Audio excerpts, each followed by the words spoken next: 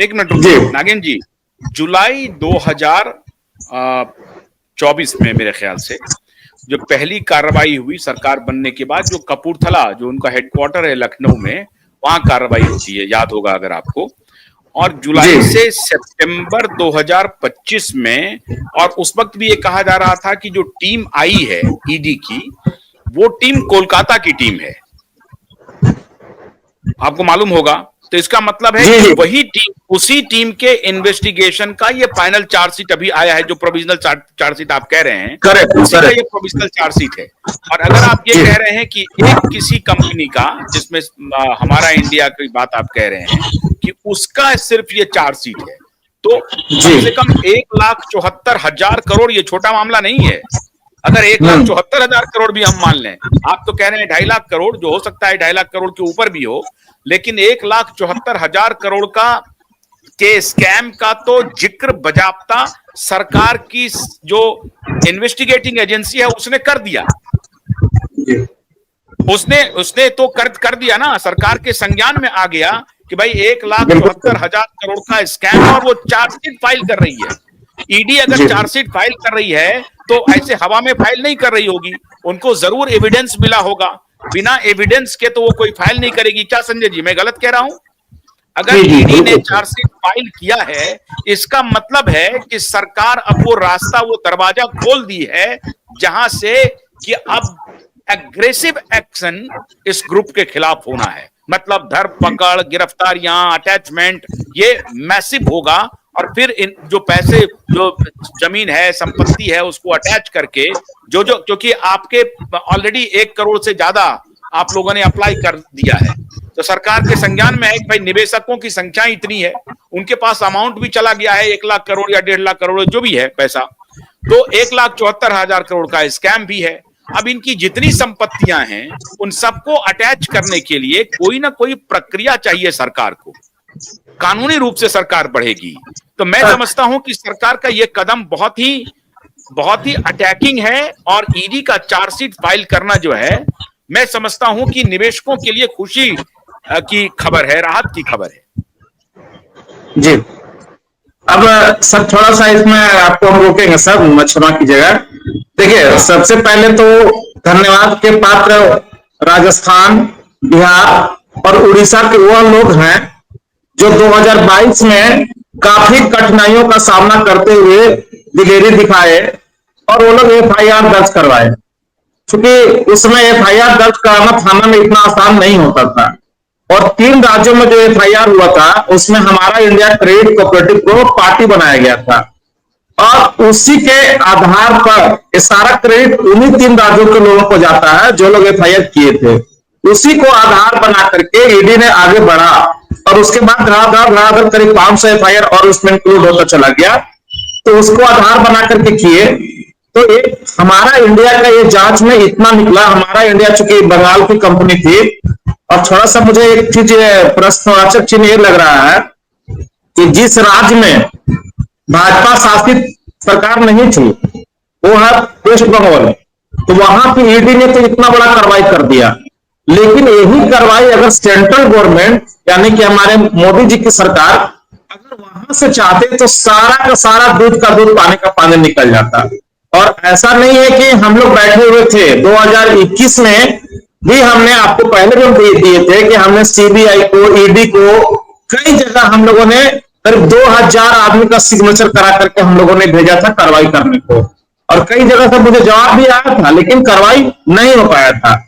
लेकिन चलिए देर आए दुरुस्त आए, कम से कम एक राज्य का ईडी बढ़ा तो 1,74,000 आया।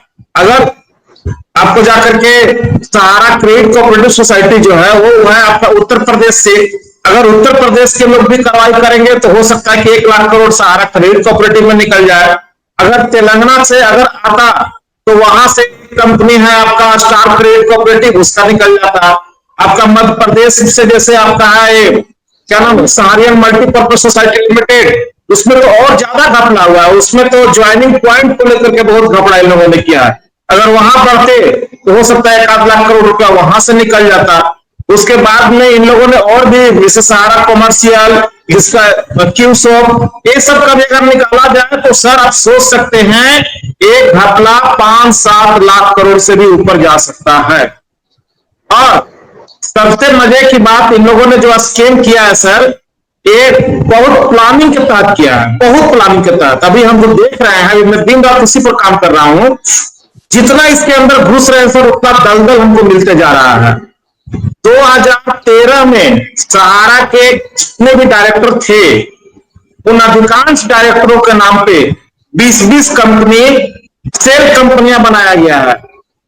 आश्चर्य होगा, आज नीरज पाल जो सहारा इंडिया के एक्सिक्यूटिव डायरेक्टर थे और सहारा क्रेडिट कोऑपरेटिव के डायरेक्टर थे, उनका बेल रिजेक्ट हुआ हाई कोर्ट से। उसके पीछे एक बहुत बड़ा रीजन यही था, जो हम लोगों ने एविडेंस दिया, कि उनके नाम पे भी 20 कंपनी, 1-1 लाख की सेल कंपनी। देखने से ही लगता है जैसे मोदी जी कहते थे कि सेल कंपनी नहीं चलने देंगे, लेकिन इनका बोली और कथनी और करने में अंतर बहुत ज्यादा आया।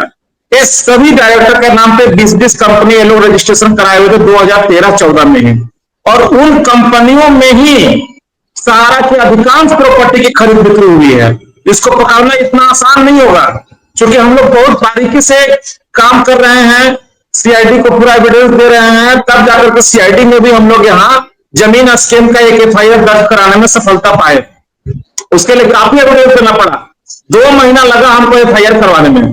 तो उसमें क्या किए हैं कि इन लोगों ने सारे डायरेक्टर्स के नाम पे 20-20 कंपनी, चूंकि एक दिन नंबर से 20 कंपनी अलॉट होता है, 20-20 कंपनी रजिस्ट्रेशन करवा दिए। और उसी कंपनी में जो जमाकर्ता का जो पैसा जा रहा था, उस पैसे से जमीन की खरीदारी हुई और मौका देख करके उन जमीनों को औने पौने दाम में बेच करके वो पैसा से इन लोग अपना निजी संपत्ति बनाए हैं। जितने भी सहारा के बड़े बड़े टॉप डायरेक्टर हैं, आज ये लोग क्यों अंडरग्राउंड हो रहे हैं, क्यों भागे भागे चल रहे हैं, इसका मुख्य कारण यही है कि इन लोग उस पैसे से निजी संपत्ति बनाए और उस पैसे को देश विदेश में ट्रांसफर भी किए। आपको लगता है कि इस जन्म में सुशांतो राय और सुमांतो राय इंडिया वापस आ पाएंगे? अपने बाप की मुखाग्नि देने के लिए इन लोग इसीलिए नहीं आए थे। और मैडम सपना राय का एज तो बहुत ज्यादा हो गया, अब उनको आप अरेस्ट करके, होम अरेस्ट करके कीजिएगा, उनको तो मर्सी ग्राउंड में उनको छूट मिल जाएगा। लेकिन इनके जो दोनों कुपुत्र हैं उसको लाना चाहिए। लेकिन मैक्सोडेनिया से आपका संधि नहीं है, आप उनको इतना आसानी से नहीं ला सकते। ये स्कीम 1-2 साल 3 साल का प्लानिंग किया हुआ नहीं है सर, ये 2013 का प्लानिंग है, जिसका असर अब देखने को मिल रहा है। और आने वाला टाइम में देखिएगा इसका असर और ज्यादा देखने को मिलेगा, क्योंकि बहुत प्लानिंग के तहत हुआ है। अब बताइए ना, 1000 करोड़ रुपए की प्रॉपर्टी आपका भोपाल में विधायक जी 990 करोड़ में खरीद लिए।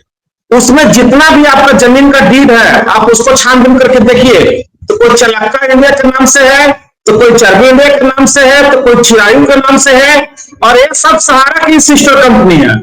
इसको पकड़ना इतना आसान नहीं है। ये तो हम लोग हैं कि इतना शासन को सहयोग कर रहे हैं।